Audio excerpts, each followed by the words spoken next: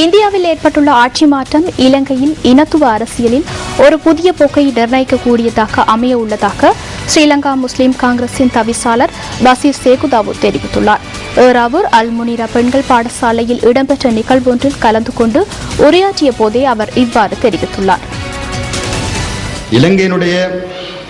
இனப்பிரச்சினை விடயங்களில் பாரிய அளவு தாக்கத்தை செலுத்தியிராத அல்லது பங்கு கொண்டிராத ஒரு கட்சி, அதுவும் இந்து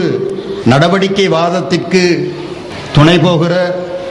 அல்லது இந்துத்துவ அரசியல் நடவடிக்கைகளில் ஒரு நாட்டம் கொண்ட ஒரு கட்சி ஆட்சிக்கு வருவது என்பதிலிருந்து இலங்கையினுடைய சிறுபான்மை அரசியலிலே மோடி அவர்கள் பிரதமராக இருக்கிற பாரதிய ஜனதா கட்சியினுடைய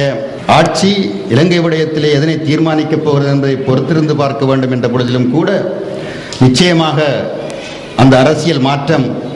இலங்கையின் இனத்துவ அரசியலிலே ஒரு புதிய போக்கை நிர்ணயிக்கும் என்பதை நாங்கள் முன்கூட்டியே அரசியல் கட்டியம் கூறலாக எடுத்துக்கொள்ள முடியும்.